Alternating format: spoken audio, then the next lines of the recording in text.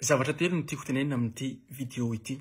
Voalohany, mon colonel manino ianareo nanao marche arrière nefa ny vahoaka malagasy fonona hanoana anareo hatramin'ny farany ary manantena zava-baovao avy aminareo.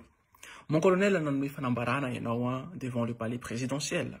Nisy journaliste français ina notany de nivalina hoe nous sommes devant le palais présidentiel, on a pris les pouvoirs. Tao anatin'ny fanambarana iny, noravana ny HCC, noravana ny CENI, noravana ny constitution tamin'ny 2010, hanangana constitution vaovao amy alalan'ny référendum, de farany ela maharitra 2 taona ny tetezamita, de maro koa moa zany andro fanjakana noravaina.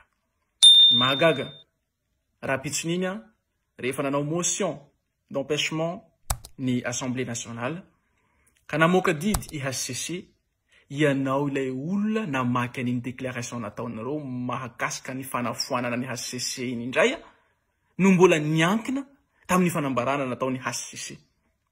Contradictoire, incohérent, manque de prudence vesa, manque de compétence, sasanatria, tsy fanajana ny vahoaka malagasy indray.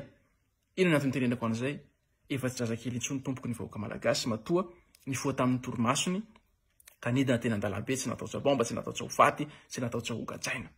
Mendrika anambarana ny marina tena izy ny vahoaka malagasy, mendrika ny mangarahara ny vahoaka malagasy. Noho izany, teneninareo amin'ny vahoaka malagasy hoe ao anatin'ny coup d'état isika satria Ianza Rajoelina tsy nanaiky nametra-pialana manjaky ty androany alors que les forces ont pris le pouvoir. Na dia tsy nanaiky hiala Ianza Rajoelina dia nalainy tafoka ihany ny pouvoir, zay nantsona hoe coup d'état, na handeha à gauche tsika na handeha à droite, tsy afaka hiala amin'izay. Statut zay Madagasikara amin'izao fotoana zao. Zay mahatonga ny sanction avy amin'ny communauté internationale efa manomboka milatsaka tsikelikely.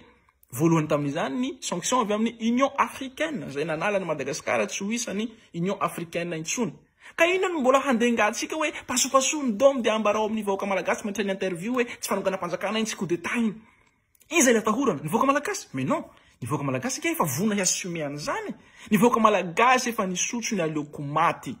Aleonay vahoaka malagasy maty tsy misy Rajoelina, toy izay velona ho andevoziny Rajoelina.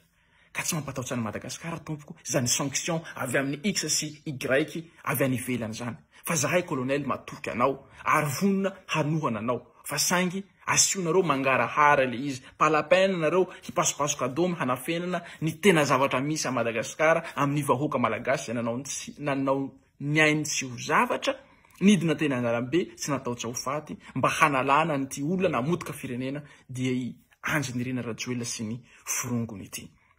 Incohérence manaraka, hanao serment zao ianao mon colonel, hanao fianianana amin'ny mahafiloam-panjakana par intérim anao. HCC indray zany mbola hanatsika an'izany. Ny constitution no mbola mampanao an'izany. Les constitutions sy HCC fa noravaina. Tamin'ny ovina ianao mon colonel nanao déclaration fanonjoany ny teny indray hoe najoro indray nge ny HCC fa mbola tsy noravaina, mbola tsy noravaina indray nge ny constitution i. Asionareo mangarahara. Manaraka an'izay aho atsika vahoaka malagasy. Hitako le izy miparitaka atao amin'ny Facebook. Nahita ny siteny fotsiny nareo no lanin'ny député reo hoe ho filohan'ny Assemblée nationale, de fa maro ny commentaire hoe non, tsy mila an'io isika, tsika mila olom-baovao hoe.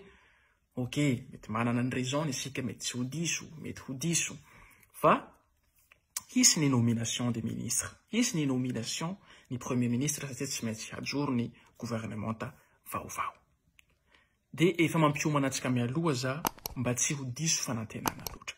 Satria na tiantsika, na tsy tiantsika, tsy manatsafidy mon colonel fa tsy maintsy miara-miasa amin'ireo olona goaikantsa taloha ireo. Inona ny antony? Ho hainareo zay nianatra mahakasika ny économie sy gestion. Mahafantatra tsara fa rehefa misy crise mandalo amin'ny pays anankiray, de mihidy ny entreprise.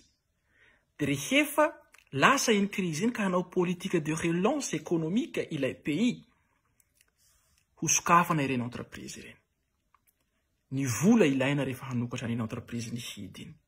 Ny vola tsy problème satria ny fanjakana afaka manome vola. Ny matériel ilaina